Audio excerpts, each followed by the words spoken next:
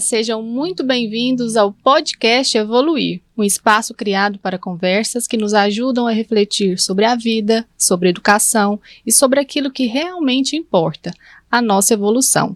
Eu sou a Morgana, sou pedagoga, psicopedagoga, terapeuta sistêmica e também faço parte da comunicação da Escola Caminho da Luz. Olá, e eu sou a Jéssica, sou professora, geógrafa, pedagoga, psicopedagoga e atualmente atuo nas turmas de coordenação de 4º e 5º ano na Escola Caminho da Luz. E hoje nós convidamos você para olhar a educação além do visível, além do comportamento e para além do conteúdo. E talvez a grande pergunta desse episódio seja: é possível educar sem olhar para a alma? Fica com a gente porque a nossa conversa começa já já. Roda a vinheta, Cláudio. Evoluir Podcast.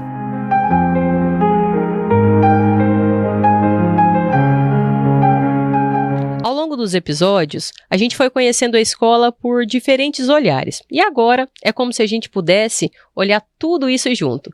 Falar de educação é falar de futuro, mas também é falar de origem, de histórias, de vínculos e de tudo aquilo que não aparece no boletim escolar, mas sustenta quem a criança se torna. Hoje a gente não vai falar só de ensino. A gente vai falar de uma forma de educar que considera o invisível, o emocional, o espiritual e o sistêmico. Para essa conversa, a gente recebe aqui a Georgiana, diretora da Escola Caminho da Luz, que vive na prática uma proposta de educação que integra conhecimento, valores e consciência. Além de diretora, também nossa apresentadora aqui e hoje, como nossa convidada. Seja bem-vinda! É um prazer estar aqui. Hoje vou sentir na pele os que os nossos convidados. Isso mesmo! Então, mas é um prazer porque falar de educação, de escola, de evolução, de educar além do aparente, olhar além das aparências é algo que me deixa muita vontade, porque é o que eu, um caminho de vida, né? É o que eu vivo, o que eu experiencio todos os dias da minha vida. É verdade, eu sei bem disso, que é real. Georgiana, antes da gente falar, né, da educação com a alma, esse episódio ele tem um lugar especial para a gente. Esse já é o nosso 6º episódio do podcast Evoluir. E ao longo dessa caminhada, a gente foi conhecendo a escola por diferentes olhares. A gente começou lá com a Voneir, né, que veio com a missão, que veio com essa construção, entendendo a origem, o propósito, a base espiritual da escola. Depois a tia Andréia trouxe para nós com muito carinho, né, sobre a sua arte e como ela foi se formando na Caminho da Luz. A Cida, que trouxe uma vivência maravilhosa de pertencimento na prática, além da sua história de superação. As coordenadoras Tia Marília e Tia Neiva mostraram os bastidores e os desafios reais da educação, que foi lindo também. E por último, a gente teve a Roberta, né, que ela teve esse olhar da inclusão, trazendo as responsabilidades de acolher as diferenças. E foi como se a gente estivesse montando um quebra-cabeça, né? Sim. Quebra-cabeça da essência da Caminho da Luz. E cada episódio revelou, de fato, essa essência, esse olhar que a Caminho da Luz traz e o que une todos esses olhares, né, numa mesma direção.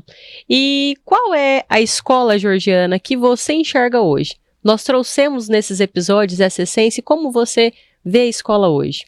Nossa, a Escola Caminho da Luz é uma escola de vanguarda, ela sempre está à frente ali do seu tempo. E eu acredito que quando a gente trouxe, né, a educação segundo o Espiritismo, com toda a pedagogia espírita, né, com todo o seu olhar para o além do aparente, para considerar a dimensão espiritual do ser, porque veja bem, pedagogia espírita não é ensinar o espiritismo para as crianças, mas acima de tudo, a base é considerar a dimensão espiritual do ser. E depois complementada pelo pensamento sistêmico. Então hoje eu vejo a escola como preparada para o futuro, para a nova geração, para as crianças que chegam. Claro que precisa de ajustes, mas uma base sólida dentro do propósito de enxergar o ser humano na sua totalidade. Maravilhoso. E quando a gente fala, né, da direção, não só a gestão, é sobre a essência. Se você pudesse resumir a Caminho da Luz em uma frase, qual seria?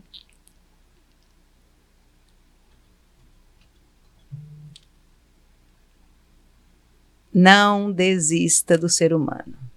Todo ser humano tem potencial para crescer, para evoluir, dentro do seu tempo, do seu espaço e da sua dimensão. Então, não desista do ser humano. É interessante. Inclusive, sua mãe disse isso. A Voneir disse isso no primeiro episódio, né? O ser humano tem jeito. Tem jeito, exato. E a gente vive isso mesmo, né? Traz muito isso. E tem algumas coisas que não aparecem, né? Às vezes nem nas conversas, nem dos bastidores. O que você sente, Georgiana, que ainda não foi dito, mas que é importante a gente compreender sobre a Escola Caminho da Luz?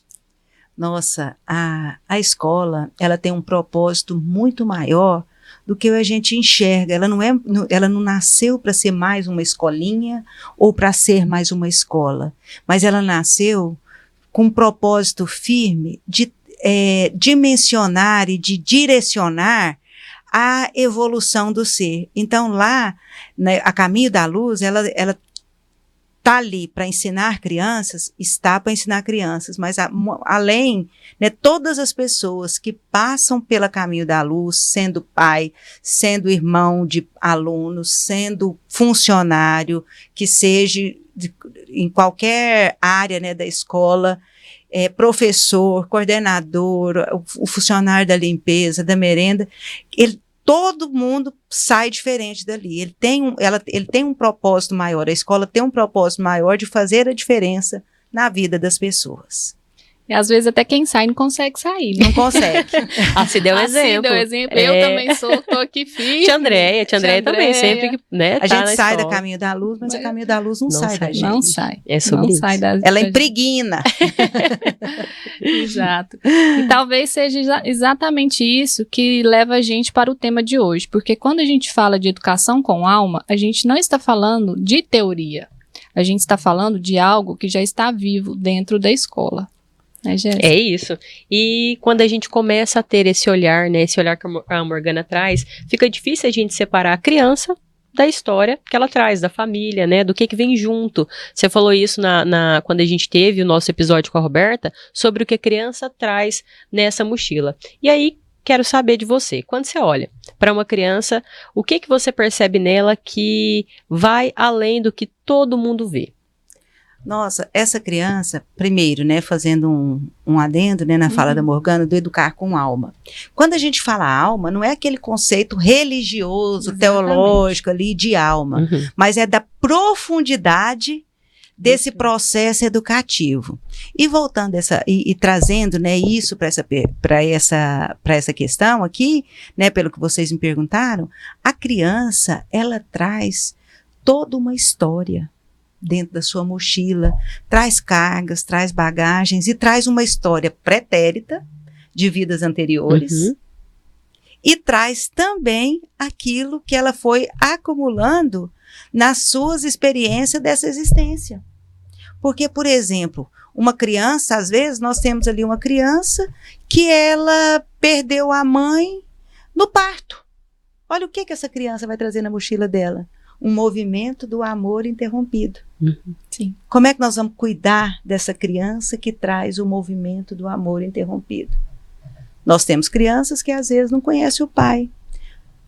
Temos crianças, às vezes, né, de famílias funcionais, tudo ok, mas nós temos crianças que a família está ali lutando para entrar dentro de uma união, mas a gente sabe os desafios de um relacionamento de casal, que às vezes tem pai e mãe ali na mesma casa, mas num conflito que essa criança também leva na mochila. E mais tudo que ela traz, né, tem o DNA, ela traz um DNA físico ali, né, que ela herdou dos pais, dos ancestrais, mas também tem um DNA espiritual, que ela é um espírito em evolução. Então a gente considera tudo, né? Então ela traz tudo isso. É maravilhosa essa perspectiva que realmente a gente consegue olhar o ser de maneira integral, né? Isso, a integralidade do ser, né? Faz muita diferença na prática, né? E quando a gente entra o olhar do espiritismo nisso, o que muda de verdade no jeito de educar?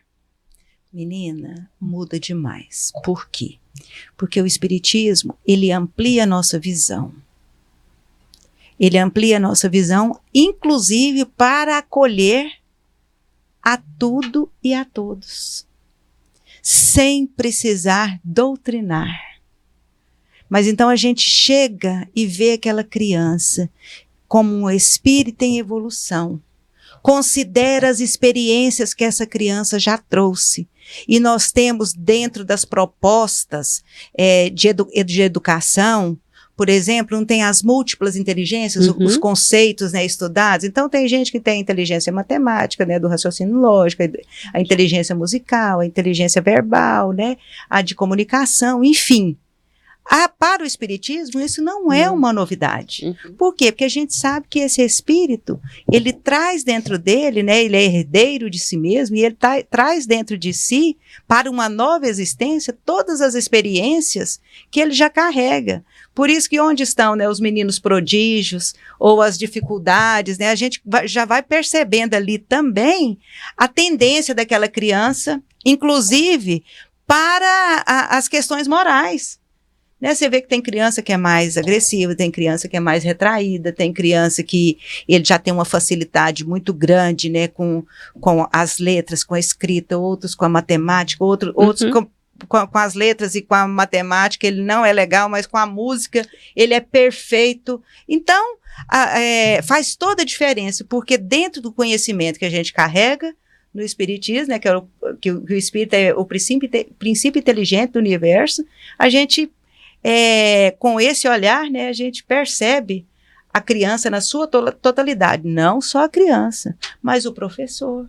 Aí até para a gente, na parte prática, Morgana, para a gente, por exemplo, modular um professor, a gente já vai olhando a facilidade que ele tem, a tendência que ele tem para encaixar na tal série. Não, esse vai dar mais certo, ele é mais firme, ele vai ser encaminhado para uma sala de crianças maiores. Não, esse tem um amor fora do comum, ele vai para as crianças menores que precisam desse acolhimento. E tantas coisas aí, né? Não, e você já respondeu a próxima pergunta, que era o que isso muda na prática, né, no dia a dia ali da escola. E você tem muito essa visão e traz muito isso. Eu vivo isso também, viu, Morgana?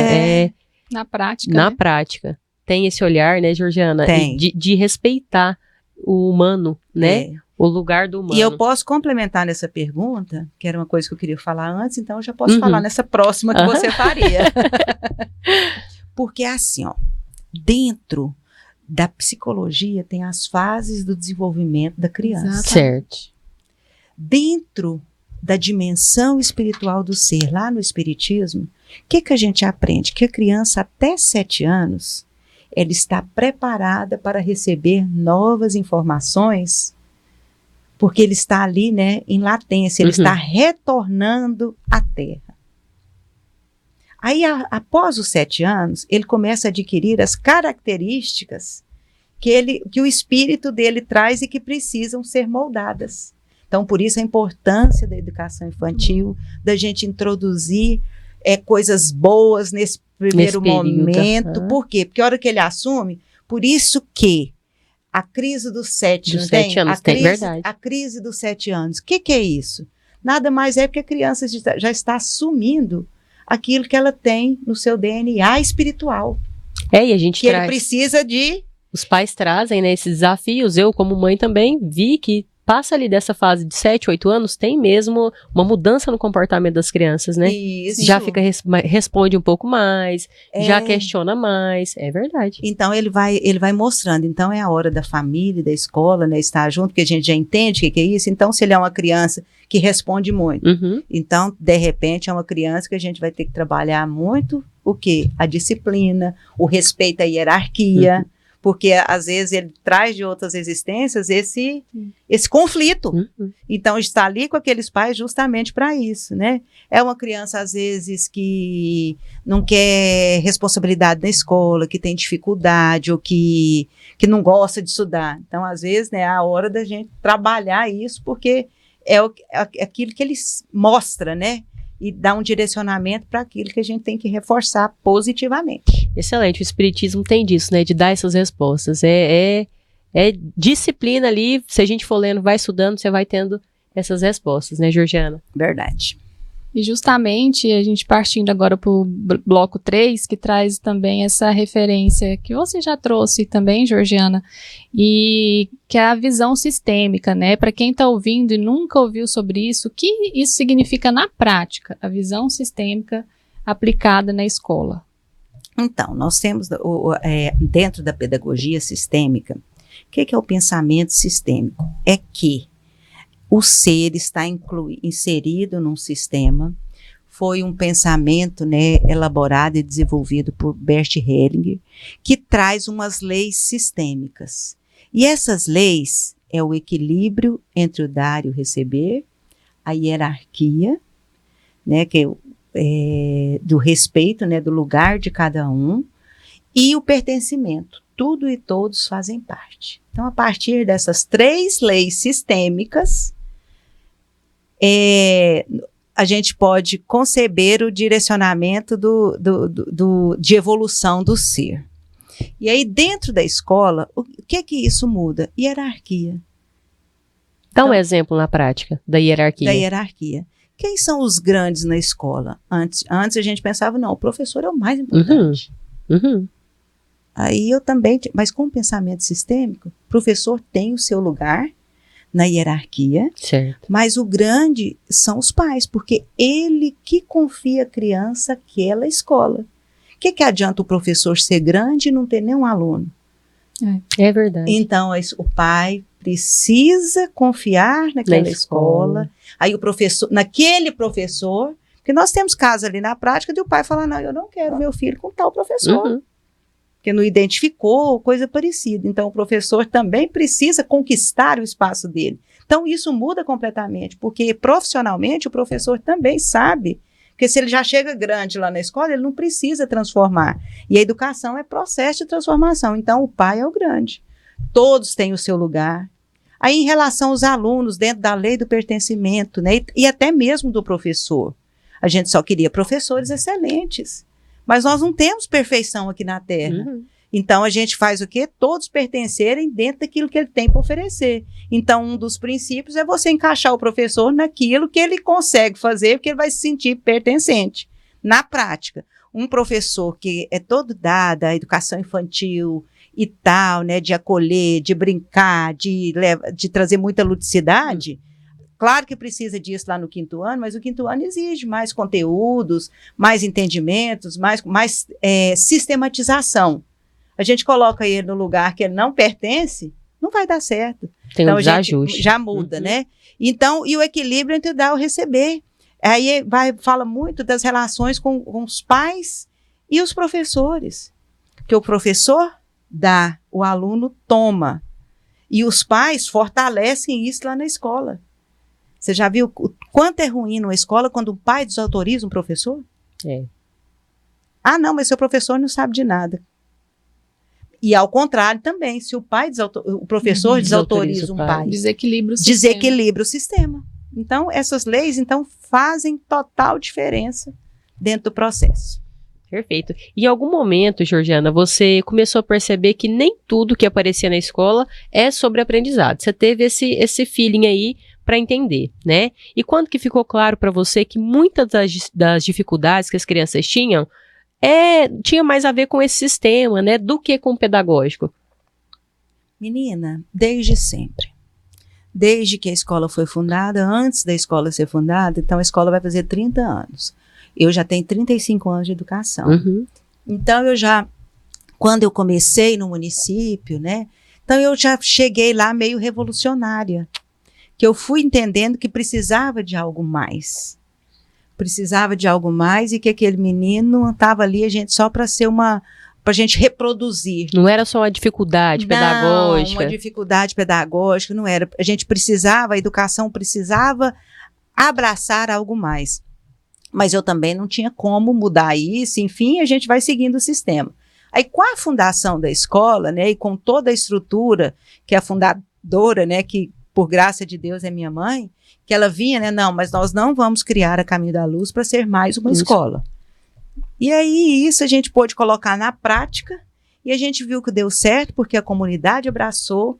Hoje a Caminho da Luz é uma escola muito querida, muito amada dentro da nossa comunidade. A nossa gratidão a todos, né, que sustentam essa proposta, aos pais, às famílias, a comunidade de Jataí que abraçou essa proposta, né? Então, aí a partir desse momento, e quando a gente foi recebendo os sims, né, desde a primeira turma, a gente viu que estava no caminho certo.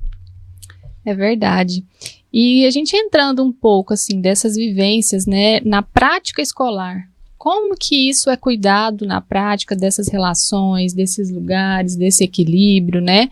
As vivências reais, iguais aquelas reuniões que fazem de integração, né, com professores. E se você já viveu situações que quando a família não se reorganizou, a criança respondeu diferente na escola. Aliás, quando a família se reorganizou, a criança respondeu diferente. Teve, sabe, uma solução? Você já viu que isso na prática solucionou uma questão? Demais, demais, demais. São inúmeros os casos. Mais um exemplo prático que eu posso dar para as crianças, para os pais, para quem está nos ouvindo, é em relação à separação de pais. Uhum. A gente já teve muito êxito, porque às vezes a gente chega com o cônjuge ali que está ferido, meio que excluindo o outro, né? E aí a gente coloca no lugar. Então, o exemplo, como é que pode ser? Então, teve uma separação. Aí a gente já começa pensando, o casal separa, os pais não.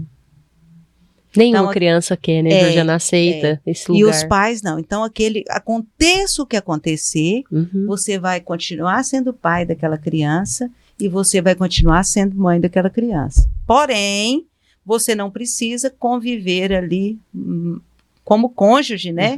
Daquele companheiro ou daquela companheira. Ponto 1. Às vezes aquele que saiu mais, que se sentiu mais prejudicado, mais sofrido, foi traído, então ele quer que a criança, quer colocar na mochila da criança a dor dele, da traição. Não, porque sua mãe é isso, ou seu pai é aquilo, né? Porque não sei o quê. E aí criar uma alienação parental. Sim. Então, teve muitas situações em que eu chamei, tanto um como o outro, né? Para a gente colocar no lugar. E cada um ocupar o seu espaço. Porque hoje, na modernidade, não dá para falar que a gente não vive isso de separação. Vive. Então, agora, como é que esse impacto, né, pode ser diminuído na escola? Então, às vezes a criança fala, às vezes a mãe, né, o pai chega, não, desde que separou, ele está assim, né, dificulta, né, coloca dificuldades na criança. E às vezes a criança realmente apresenta, mas porque ela está carregando na mochila o peso dos dela. pais. Aí volta Verdade. a mochila. E aí o que a gente tem que lembrar é uma coisa, o meu companheiro, o meu esposo, a minha esposa é uma situação, mas para o pai, para o filho, não tem ninguém melhor do que o pai, nem que a mãe, por pior que ele seja. Verdade. Não existe ex-pai e ex-mãe, né? Não existe. E quando a gente fala assim, Georgiana, é interessante essa visão. E aí, voltando lá para a prática do dia a dia da escola, como que a gente, professor, né, como que nós vamos separar, distinguir essa dificuldade emocional, se é pedagógica, como que a gente vai ter esse olhar? Como que se orienta nós, educadores? Porque eu aprendo muito. Sim. Inclusive, esses podcasts, sempre que a gente fala e traz essa visão sistêmica, eu saio daqui pensando, gente, que grandioso, né? Dá uma gotinha e fica grande. A gente vai para o campo, vai trabalhar com uma bagagem maior. Como que nós, educadores, podemos... Como que você fala assim, ó, Jéssica, esse seria o ponto. Observa essa questão emocional, isso daqui é pedagógico, olha para esse lugar. Como que nós, professores, podemos ter esse olhar? Porque às vezes o menino não está aprendendo, a gente joga só na conta do pedagógico mesmo, né? Do conhecimento. E aí, como que a gente faz esse olhar? Como abordar? Como ver com essa criança? É uma linha muito tênue. Uhum. Por quê? Porque às vezes a gente quer salvar a criança, Isso. salvar a família, salvar E o tem pai muito e a isso, mãe, né? a gente não vai conseguir. Uhum. É. Por isso que é uma linha muito tênue. Uhum. E respeitar essa hierarquia também. Respeitar essa hierarquia. O professor tem, porque a educação, ela deu entrou no estágio de decadência, porque a gente queria tomar todas as responsabilidades dos pais para nós. Para a educação. Uhum. Então, hoje, a gente precisa dar um lugar para cada um. Os pais são pais, os professores são professores. E dentro disso, o que na prática, como é que pode ser feito? O estado de presença do professor. O que é o estado de presença? Porque às vezes ele está ali dando a aula, e ele está pensando na conta, no boleto, na raiva, Uhum. no menino que dá trabalho, no PDI, no PDE, que tudo nós já falamos, na plataforma de tomar leitura e não sei o quê, e na Secretaria da Educação. Mas o professor, ele precisa tirar aquele estado de presença e estar ali. E no seu estado de presença, você, com o olho no olho, você vai identificar as questões dos seus alunos, né? Sim. Fazer Uhum. um paralelo ali, sabe? Aquilo que é pedagógico e aquilo que ele está trazendo de casa. Aí você conhece, assim, porque o professor, ele convive 4 horas todos os dias com os alunos. Então, tem dia que fala, mas o fulano hoje está calado demais. Uhum. E ele é muito agitado, toda hora eu tenho que chamar a atenção dele, tem que dar castigo, tem que não sei o quê, agora ele está quietinho hoje. Então, se eu estou no meu estado de presença, eu percebo. Uhum. Aquele que é caladinho demais e que não fala, aí às vezes ele não se expressa, mas ele ele começou a chorar, enfim, né? Uma atitude, às vezes o menino, coleguinha dele, fez algo que nem era motivo para ele fazer um cavalo de batalha, fala, mas essa coisa não está certa, vai descobrir o que está acontecendo. Uhum. Ou conversa, tem menino que não expressa, tem que chamar os pais, aí é a hora da sintonia, de compreender a grandeza dos pais. Muitas vezes a gente chama, não, eu não avisei, mas eu estou com um problema lá em casa, o vovô dele faleceu, a vovó era que cuidava, e e a gente vai achando. Aí, dentro disso, a gente vai trabalhando lá na escola, historinhas que contemplam, né, isso, e vai mudando aquela energia, não que já trabalha com todo mundo ali também, vai mudando e vai trazendo para a escola um espaço de pertencimento e de acolhimento também de todas as dificuldades, né? Excelente. E aí o estado de presença do professor que vai fazer realmente a diferença. Exato. E tem algum exemplo, Georgiana, alguma coisa uma situação que você lembra que o problema não era conteúdo? Ixi, muito. E nem sempre é o conteúdo, porque Nós temos situações de crianças, né, casos, né, específicos de crianças, né, que ele regrediu na escola para chamar a atenção dos pais. É dito aquela criança difícil, né? Hã? Tem aquelas crianças que é difíceis, né? Que a gente olha e fala assim, esse menino dá trabalho demais, que menino difícil, né? O que isso geralmente está tentando comunicar? Você Aí tá eu vou trazendo falar essa com linha? você o contrário. Uhum. É a criança que é perfeita e que começa a dar trabalho. O contrário. Uhum. Ela é como uma perfeição e aí ela tem dificuldade. Por quê? Porque às vezes, assim, eu tenho um exemplo no meu começo de carreira no Caminho da Luz. Eu tinha um aluno que ele era muito mimado, né, pelos pais e tudo mais, filho único, mas enfim, não cabe a mim julgar, né, porque o pai só tinha aquele filho também. Sim. Então ele estava no papel dele. Uhum. Então, e jogou esse menino para a sociedade. E que no caso foi meu aluno. E ele era muito aquele menino que tinha muito medo, que não socializava, que ele não brincava, que ele não podia machucar, não podia acontecer nada com ele. E eu fui trabalhando intuitivamente, porque na época também eu não tinha esses pensamentos, e eu comemorei o dia que esse menino pulou a janela, igual os outros, estava tudo custoso pulando. Ele pulou a janela da sala? Pulou a janela da sala. Aí eu comemorei. Por quê? Porque eu vi que ele estava sendo criança igual os outros. Eu estava ali lutando com os outros que estavam pulando janela. Olha e aí, aí, chamando a mãe quase morreu. Nossa, mas ele vai machucar. Eu falei, não, tá inteirinho, tá igual aos outros. E aí eu tive que fazer um trabalho ali com a mãe. E aí, a partir disso, claro que a gente corrigiu, daquele momento eu comemorei, né? E depois, assim, mas eu vi que ele estava regredindo também, porque ele estava com um comportamento muito adultizado, né, para a idade dele, para os momentos, aquele medo. Então era um menino que ia crescer no pânico. Então esse é um dos exemplos que me marcou, que eu comemorei quando o menino fez danura, viu? E é isso, Morgana? E ele era um menino exemplar no conteúdo. Sabia fazer tudo? Sabia fazer tudo, mas na socialização ele estava assim, quase que num pânico. Quietinho. E aí pulou a janela, olha só. Comemorou. Mas é isso mesmo, né? Porque tem uns que a minha mãe falava assim, antes a gente ter que puxar do que empurrar. E aí esse olhar, às vezes fica muito sem autonomia, né? Fica muito quietinho, e aí a gente não vai percebendo que não tá interagindo, não tá socializando. E aí você comemorou, foi essa conquista da liberdade dele, de ser criança, né? De poder brincar. E olhar. De poder ser criança. E teria alguma dica, Georgiana, para quem está nos ouvindo aqui hoje, que seria assim um primeiro passo para a família ou para o casal, né, para você dar hoje, para ajudar esse filho? Menino, tem muitas dicas, mas a principal que eu acho é você colocar o seu filho, você enxergar o seu filho do jeitinho que ele é, com as qualidades, com as potencialidades, mas também com as dificuldades que ele carrega. E uma das dicas de ouro, gente, não chega em escola falando assim, não, lá em casa meu filho não é assim. Pelo amor de Deus, ele não é mesmo. Porque lá ele está sozinho, você está cuidando, você está olhando, ele está com o olhar da avó. Agora, aí lá na escola, aí como se a escola tivesse um peso nisso. Aí agora que é o desafio, quando ele chega na escola, como é que está meu filho no convívio social? Então, se ele está apresentando um comportamento que não é legal no ambiente social, ele já está me mostrando, já está me apontando para onde eu preciso trabalhar. Então, a dica de ouro, observe o seu filho. O estado de presença. O estado de presença do pai. Não fica procurando, não, porque a professora está exigente. Porque a professora pagou a tarefa. Gente, o professor pagar uma tarefa, às vezes, é necessário. É verdade.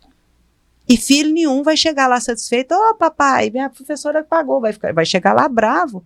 E aí você faz coro com esse aluno. Se ela pagou, é porque ela quer o melhor. O professor erra também? Tem exageros? Tem exageros. Mas vamos observar, vamos manter o estado de presença para a gente ver o comportamento do filho. Como é que ele é com o coleguinha?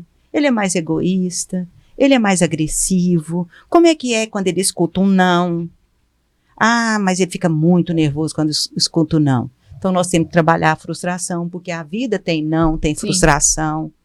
Então, tem muitos pontos, muitas dicas a observar.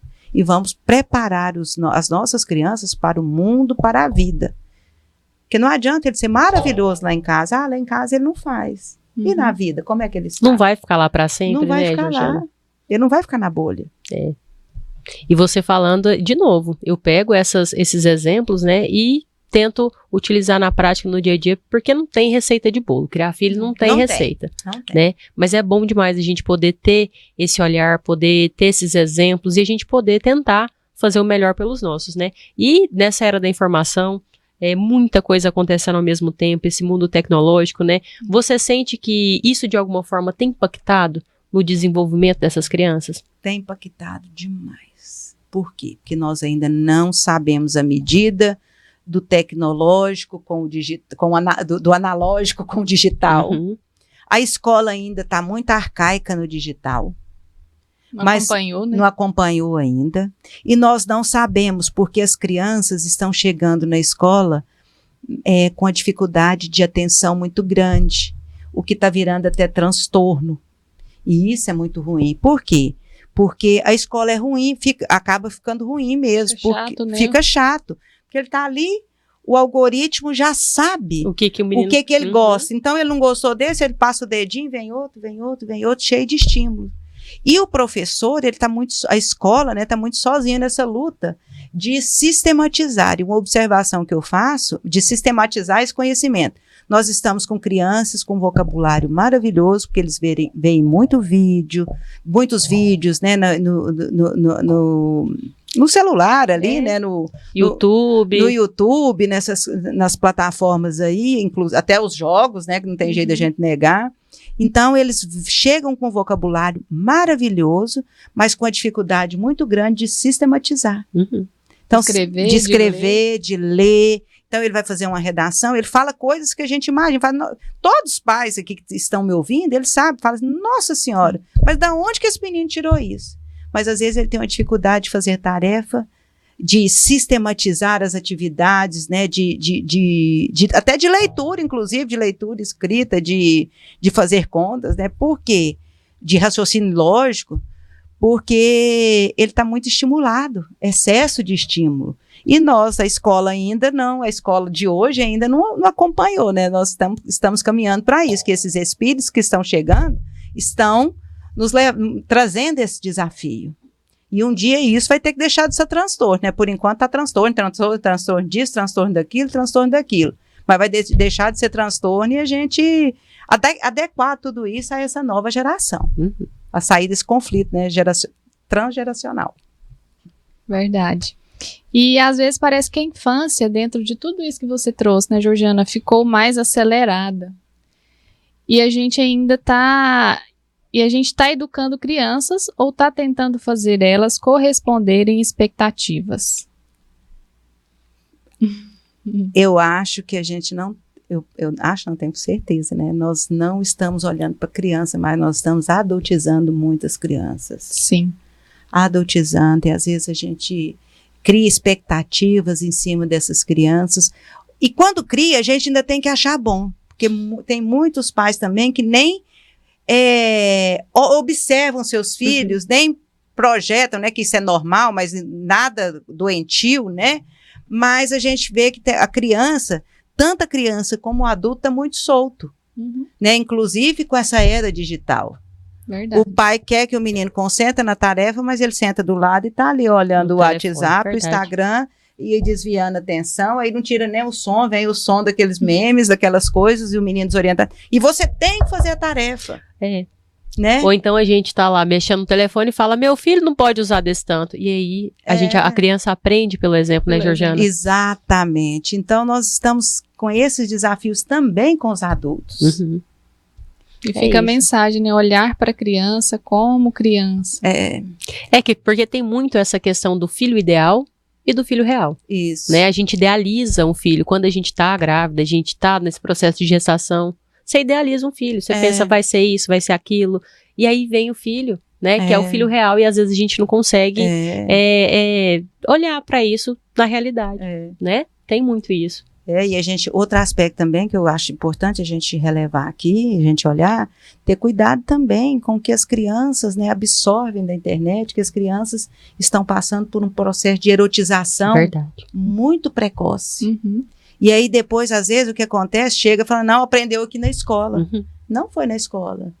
E hoje ele tem tudo na palma da mão. Ele tem uma curiosidade, tá tudo ali na palma da mão. Mesmo que ele não saiba escrever, ele vai lá no microfone e pergunta. Que às vezes ele escuta na televisão, num vídeo e tudo mais. Então, tem muita coisa por trás disso, né? Que os pais precisam estar no estado de presença, cuidar disso e estar atento, né? E às vezes não tá nem curioso, nem pergunta, Georgiana. Tem anúncios, né, Morgana? Aparece anúncios, então é um campo minado. A gente tem que... Muito disponível, verdade. É isso. Bem lembrado. E é isso, Georgiana. Depois a gente conhecer a essência da Escola Caminho da Luz, o que a sustenta, né? E o que dá sentido a tudo isso, fica um novo olhar. A partir de agora, o nosso podcast entra numa nova fase. Uma fase ainda mais viva, mais próxima, porque nós não vamos caminhar mais sozinhos. Não vamos.